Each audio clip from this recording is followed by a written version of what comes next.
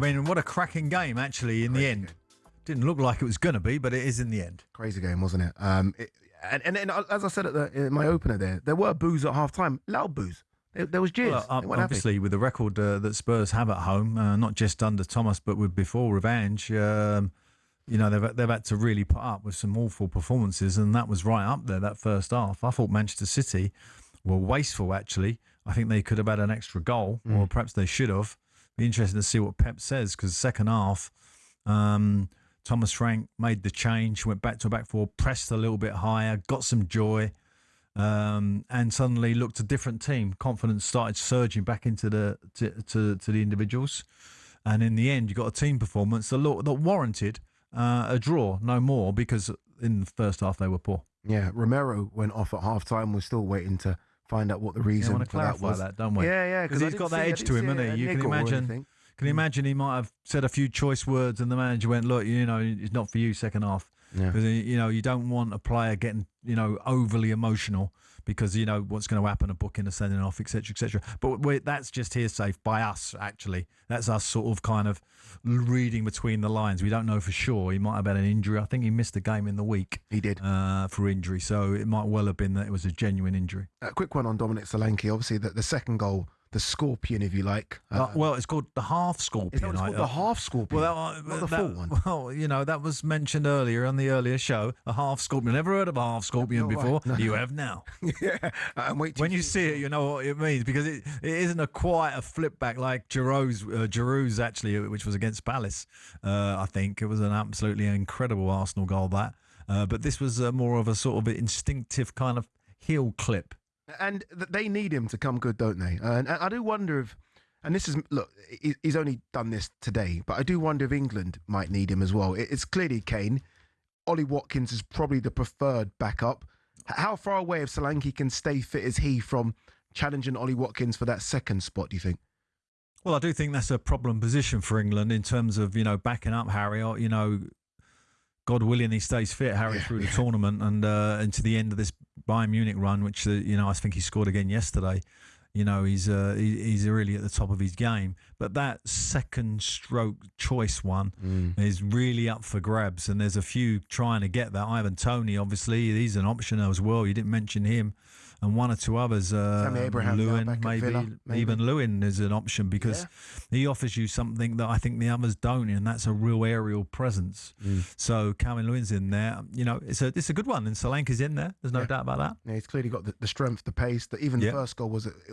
Technically, he's a good player. Yeah, he if you want to play a game and you're going to go through the lines, he's perfect. If you want to play a more high tempo kind of powerful team that turns over the ball quick and quick counter attack, he's good for that too. Yeah, so he fits into that. Leon, the Man City fan, has got in touch. Leon, what do you make of the performance? A game of two halves. First half, you're fantastic. Second half, especially the first 20, 30 minutes, you're non-existent.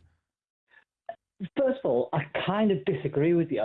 Did you watch the whole game properly, fully, with all the fully? Me and Pardew in a room by ourselves watching everything.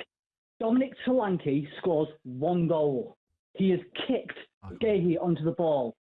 The replay clearly shows he has kicked Gahey onto the ball. It's an own goal. If they're admitting that it's an own goal, they have to therefore admit it's a foul. Every other time, that is a foul on Gahey. He has kicked him. And we cannot claim to have the best league in the world when our officials are this awful. And it's not just the City.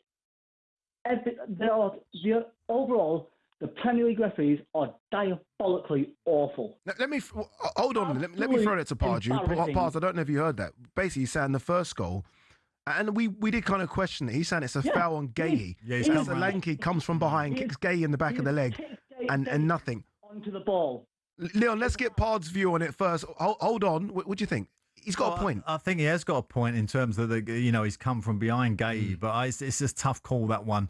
If it didn't go to VAR, I think they've probably got the call right. Yeah.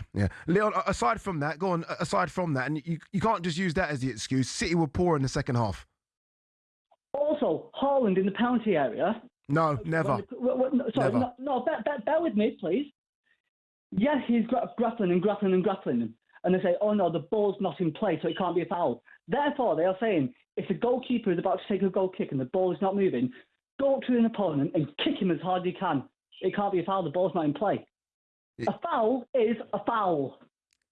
Leon, you're making excuses for a bad performance in the second half there, Leon. No, I'm not making excuses. We didn't deserve it. We did not deserve it. I'm not making excuses. I'm saying the referees and VAR have to start getting the big calls right. The game the other week against Wolves, it is a clear penalty against Wolves. I saw a couple of big fouls that Rodri committed in the second half just because of the yard off the pace that he didn't get booked for. So we could go back and forth because I thought Rodri was lucky not to get a yellow card. I think it was one on Sarr where he clearly came through him. Yeah. No yellow card. There's loads. There's loads, so you can go back and forth quite easy on both look teams. Look at the Aston Villa goal today, where a goal that was disallowed today. I mean, we'll talk about that later. You know, that is definitely worth talking about.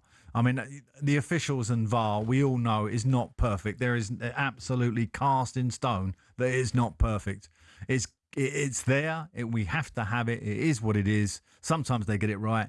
Sometimes they get it wrong. Leon, just before you go, is Leon still there? He is. Leon, are you out of the league? Is that it? Is it done? 6 points? Is that too much? No, because they still have to come 5 grand, remember? Yeah. You think you're still going to win the league? Then you sound very confident. To be fair. 6 points is not a lot. But there's one person I want to get a message to. He's probably not listening, but if he is, Howard Webb, sort your referees out. Since Howard Webb came in to take control of the referees, it's gone so much worse. You need to sort out your referees. Well, there you go, Howard. There you go, Howard. If Howard's listening, there's Leon for you. And he does listen. He does listen. We had a little sit down with Howard Webb earlier in the week. He certainly does listen. Leon, great call. He tries passionate as well. Great call. At least he tries to, come and sort of face the music, so to speak, when the errors are made or whatever, and tries to give some kind of logical reason as to why they made it. So I admire him for that, and I think that's probably a step forward. Yeah. I still think our officials, compared to some of the officials I see abroad, in the Champions League in particular, I think we're just slightly below some of the level of the refereeing. I honestly believe that. I've always wondered that, Pards. Why don't we just have the best in class? As in, I know it's the English Premier League, but why don't we just have the best referees in class for what is the best league?